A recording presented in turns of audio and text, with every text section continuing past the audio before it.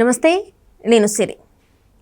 చాలామంది తిరుమల తిరుపతి దేవస్థానానికి వెళ్ళి అక్కడ దర్శించుకొని చాలా పవిత్రంగా ఫీల్ అవుతూ ఉంటారు. చాలా రకంగా కూడా మొక్కులు చెల్లించుకోవడానికి చాలా వరకు అక్కడ గంటలు గంటలు లైన్లో ఉండి కూడా దర్శనం చేసుకుంటారు. కొంతమంది ఇప్పుడు చూస్తున్నట్టయితే లడ్డు టాపిక్ కూడా మనం చూసాము.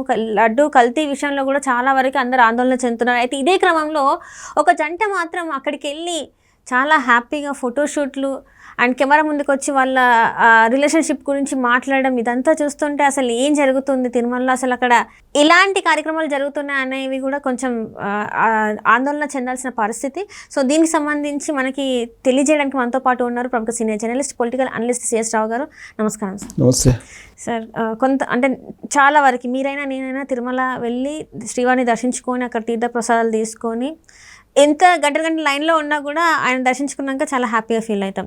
అదొక పద్ధతి. అండ్ ఇప్పుడు చూస్తుంటే లడ్డు కల్తీ విషయం అందరూ ఆందోళన చెందుతున్న విషయం. కానీ ఇదంతా కూడా పక్కన పెడితే ఒక కపుల్ మాత్రం చాలా హ్యాపీగా తిరుమల తిరుపతి దేవస్థానానికి అక్కడికి వెళ్ళి అంటే అక్కడ ఫోటోషూట్లు చేసుకుంటూ అండ్ అక్కడ వాళ్ళ పర్సనల్ విషయాల గురించి మాట్లాడుతూ అసలు తిరుమలలో ఏం జరుగుతుందన్న ఒక సందేహం అందరిలో వ్యక్తం అవుతుంది. అసలు ఏం జరుగుతుంది సార్ నిజంగా తిరుమలలో అక్కడ? అసలు కపుల్ కాదు, అడల్టరీ అని చెప్పింది. అడల్టరీ కదా గతంలో. సో కపుల్ అంటే కొత్తగా ఏదన్నా పెళ్లి చేసుకోబోయే వాళ్ళు ఏదో పెళ్లి చేసుకున్నటువంటి వాళ్ళు వస్తుంటారు తిరుమలకి. కానీ వాళ్ళు కపుల్ అని ఎట్లా అంటారు? అడల్టరీ అని కొత్తగా చెప్పారు కదా వాళ్ళు చెప్పిన వాడేది అడల్టరీ. సరే, అలాంటి వాళ్ళు సంబంధించి గత 4 రోజులు పైగా రకరకాలుగా సోషల్ మీడియాలో తిరుగుతుంది కదా వాళ్ళిద్దరికి సంబంధించినటువంటి డిస్ప్యూట్స్. తర్వాత వాళ్ళ వైఫ్ దువ్వాడ శ్రీనివాస్ వైఫ్ వాణి పేరుంది, వాణి గారు, ఈవిడ దువ్వాడ దివ్యల మాధురి. ఈ అంతా ఎపిసోడ్ నడుస్తుంది కదా, అగ్లీ ఎపిసోడ్ అంతా నడుస్తుంది కదా. నడుస్తున్నప్పుడు ఇలాంటి వాళ్ళకి విఐపి ప్రోటోకాల్ దర్శనం ఇచ్చారు చూసారా, వాళ్ళకి నమస్కారం పెట్టాలి ఫస్ట్. గరికపాటి నరసింహరావు గారు పెడతారు మీకు నమస్కారం అమ్మ అని. అలా చంద్రబాబు నాయుడు గారు ముఖ్యమంత్రిగా ఉన్నటువంటి ఈ టైంలో అక్కడ ఉన్నటువంటి తిరుమల తిరుపతి దేవస్థానం అధికారులు ఎవరైతే ఉన్నారో ఈ విఐపి దర్శనాలు ఇచ్చేటువంటి వాళ్ళకి నమస్కారం పెట్టాలి. విఐపి ప్రోటోకాల్ అసలు ఎవరికి ఇస్తారు, ఎవరికి ఇవ్వాలి అనే దాని మీద కనీసం ఆలోచించాలి కదా వాళ్ళు. ఇప్పుడు ఆయన ఎవరి చేతనో రికమెండ్ చేసుకొని ఎవరినో పట్టుకొని వచ్చింటాడు. వచ్చినా కానీ లెటర్ ఇచ్చినా కానీ విఐపి దర్శనం ఎవరికి ఇవ్వాలి, విఐపి ప్రోటోకాల్ ఎవరికి ఇవ్వాలి అనేది ఒక మార్గదర్శకాలు ఉన్నాయి. నాకు తెలిసి ఆయనకి విఐపి ప్రోటోకాల్ ఇచ్చారు. ఎందుకంటే ఆయన షాల్వా కప్పుకున్నారు. ప్రోటోకాల్ దర్శనం వాళ్ళకి షాల్వా కప్పి అక్కడ కొంచెం ఈ స్వామివారి పట్టు వస్త్రం ఉంటుంది కట్టుకున్నది, ఆ పట్టు వస్త్రాన్ని తలకు చుడతారు, దాని ప్లస్ ఆశీర్వచనం ఇస్తారు, వేద పండితులు ఆశీర్వచనం అవన్నీ ఇస్తుంటారు విఐపి ప్రోటోకాల్. ఇప్పుడు ఆయన షాల్వా కప్పారంటే ఖచ్చితంగా విఐపి ప్రోటోకాల్ దర్శనం ఇచ్చుంటారు. విఐపి ప్రోటోకాల్ దర్శనం ఎవరితోటి పోయి చేసుకున్నారు? ఆయన మాధురి అనేవాడితో చేసుకున్నారు. సరే, భక్తుల్లో అనేక మంది రావచ్చు, అనేక రకాలుగా రావచ్చు, అనేక మంది రావచ్చు, దానికి తెలియకుండా వచ్చిపోవడం వేరు. ఈ ప్రపంచానికి మొత్తం తెలుసు కదా వీళ్ళిద్దరు వ్యవహారం ఏంటి, వీళ్ళు వైసీపీలో ఉంటే ఏం చేశారు, తర్వాత వాళ్ళ భార్యని ఏ విధంగా ఉన్నారు, వాళ్ళ పిల్లల్ని ఏ విధంగా ఇతను కొట్టబోయాడు, కేసులు ఉన్నాయి కదా వాళ్ళ మీద. అయినంత మాత్రం తిరుమలకు రాకూడదని నేను చెప్పట్లా. విఐపి ప్రోటోకాల్ దర్శనం ఇచ్చారు చూసారా, అది నేను క్వశ్చన్ చేస్తుంది. ఎలా చేస్తారు? సరే ఇచ్చారు, బాగానే ఉంది. ఇచ్చిన తర్వాత వాళ్ళు బయటకు వచ్చి ఫోటోషూట్ చేసుకున్నారు కదా, ఫోటోషూట్ చేసుకున్నారా?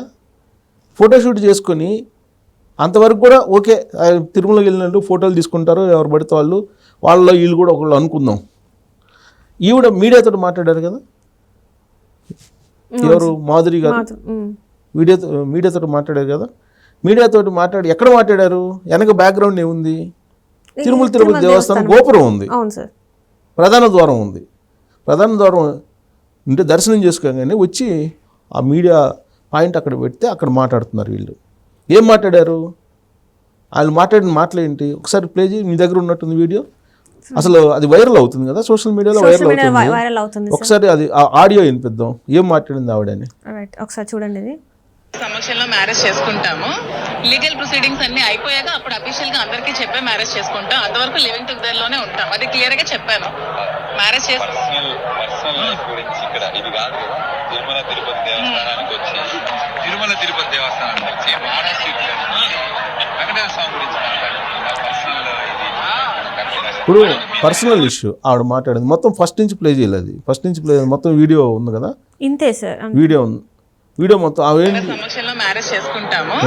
లీగల్ ప్రొసీడింగ్స్ అన్ని అయిపోయాక అప్పుడు అఫీషియల్ గా అందరికీ చెప్పే మ్యారేజ్ చేసుకుంటాం. అంతవరకు లివింగ్ టుగెదర్ లోనే ఉంటాం. అది క్లియర్ గా చెప్పాను.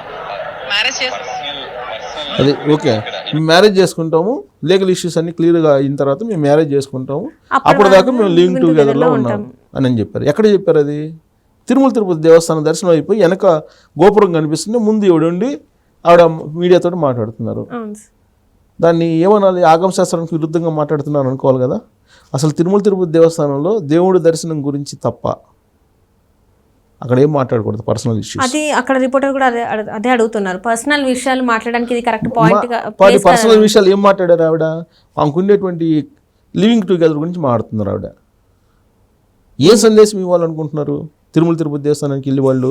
అక్కడికి వెళ్ళిన భక్తులు కొత్తగా పెళ్ళైన జంటలు వెళ్తూ ఉంటారు, పెళ్లి కావాలని మొక్కునే వాళ్ళు వెళ్తూ ఉంటారు. అట్లాంటి పవిత్రమైన ప్లేస్ ని వీళ్ళు ఇట్లా చేయడం ఎంతవరకు కరెక్ట్ అంటారు సార్? కరెక్ట్ కాదు కాబట్టి బ్రాహ్మణ చైతన్య వేదిక ఇమీడియట్ రియాక్ట్ అయింది. ఇప్పుడు తాజాగా బ్రాహ్మణ చైతన్య వేదిక రియాక్ట్ అయ్యి ఒక డిమాండ్ చేస్తుంది.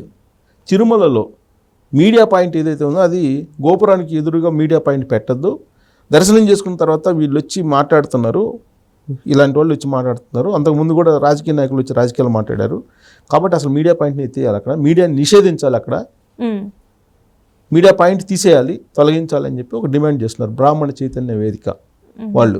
ఇప్పుడు చంద్రబాబు నాయుడు గారు వచ్చిన తర్వాత మొన్న కల్తీ లడ్డు వ్యవహారం, కల్తీ నెయ్యి వ్యవహారం వచ్చిన తర్వాత మఠాధిపతులు, పీఠాధిపతులు, తర్వాత ఇట్లా బ్రాహ్మణ చైతన్య వేదికలు లేదా హిందూ సమాజం, ఆర్ఎస్ఎస్, బజరంగ దళం ఇలాంటి సమస్యలన్నీ కూడా యాక్టివ్ అయ్యి ఇలాంటి వాటిని అడ్డుకుంటున్నాయి ప్రభుత్వంతో సంబంధం లేకుండా.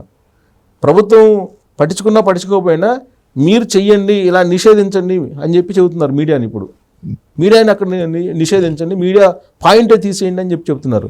ఇప్పుడు దివ్యల మాధురి మాట్లాడిన తర్వాత ఆ మాటలో తిరుమల తిరుపతి దేవస్థానం, అందులో తిరుమల వెంకన్న స్వామి సాక్షిలో సన్నిధిలో మాడవీధుల్లో ఆవిడ మాట్లాడుతున్నారు. ఏ ఆగమశాస్త్రం చెప్తుంది? కాబట్టి ఆగమశాస్త్రానికి విరుద్ధంగా వీళ్ళు వైఎస్ఆర్ కాంగ్రెస్ పార్టీ వాళ్ళు ఇద్దరు వైఎస్ఆర్ కాంగ్రెస్ పార్టీ కదా, వాళ్ళు అక్కడ చేసింది తెలుగు సమాజానికి అందరికీ తెలుసు. వాళ్ళకు ఉండేటువంటి కాంటాక్ట్స్ ఏంటి, అడల్టరీ అని చెప్తున్నారు. అడల్టరీ తప్పు ఏంటి సుప్రీంకోర్టు కూడా చెప్పింది కదా అంటున్నారు. అడల్టరీ సుప్రీంకోర్టు యాడ్ చెప్పింది సహజీవనం చేయమని చెప్పి, భార్య ఉన్నప్పుడు సహజీవనం చెప్పమని చెప్పిందా? ఈ లీగల్గా ఏదైనా ప్రొసీడింగ్స్ ఉంటే అవన్నీ పూర్తి అయిన తర్వాత నువ్వు చెప్పాలి, ప్రొసీడింగ్స్ అన్నీ మేము చేస్తున్నాం, తర్వాత మేము మ్యారేజ్ చేసుకోబోతున్నాం అని చెప్పి ఆవిడ చెప్పారంటే ఆవిడ మీద కేసు పెట్టాలి. అసలు యాక్చువల్గా వాళ్ళు పెట్టాలి. ఎవరు? తిరుమల తిరుపతి దేవస్థానానికి సంబంధించినటువంటి వాళ్ళు ప్రోటోకాల్ ఎవరు ఇచ్చారో, ప్రోటోకాల్ ఇచ్చిన వాళ్ళు కేసు పెట్టాలి వాళ్ళ మీద. తిరుమల తిరుపతి దేవస్థానం ప్రోటోకాల్ ఇవ్వడమే తప్పు వాళ్ళకి. ఆ ప్రోటోకాల్ ఇచ్చినటువంటి ఆఫీసర్ ఎవరైతే ఉన్నారో వాళ్ళు వీళ్ళ మీద కేసు పెట్టాలి. పెట్టకపోతే ఇప్పుడు బ్రాహ్మణ చైతన్య వేదిక లాంటి వాళ్ళు ఖచ్చితంగా ఈ ప్రోటోకాల్ దర్శనాల మీద ఇట్లాంటి వాళ్ళకి ఇచ్చిన దాని మీద ఖచ్చితంగా రేపు రాబోయే రోజుల్లో ప్రశ్నించి నిలదీసేటువంటి పరిస్థితి కూడా వస్తుంది. సో కాబట్టి ఇప్పుడు కేసు పెట్టాలి వాళ్ళ మీద. కేసు పెట్టడంతో పాటు బ్రాహ్మణ చైతన్య వేదిక ఏదైతే డిమాండ్ చేస్తుందో అక్కడ మీడియా పాయింట్ని తొలగించాలి. అక్కడ అవసరం లేదు మీడియా పాయింట్. తిరుమల తిరుపతి దేవస్థానానికి దేవుణ్ణి దర్శనం చేసుకుని వచ్చిన తర్వాత వీళ్ళతో మాట్లాడేది ఏంటి? దేవుడు ఆల్రెడీ అక్కడ ఉన్నారు, కలియుగ ప్రత్యక్ష దైవం. ఆ కలియుగ ప్రత్యక్ష దైవం ముందు వీళ్ళతో మాట్లాడేది ఏంది? అసలు ఏం మాట్లాడతారు అక్కడ? ఏముండదు కదా మాట్లాడటానికి. వీళ్ళు ఎందుకు అసలు మీడియాని ఎందుకు ఎంకరేజ్ చేయాలి? అక్కడ అవసరమే లేదు. నిజంగానే బ్రాహ్మణ చైతన్య వేదిక చేసినటువంటి డిమాండ్ సబబు, దాన్ని అమలు చేయాలి. అక్కడ మీడియా పాయింట్ తీసేయాలి అసలు. Right sir, right. Thank you so much sir. Thank you.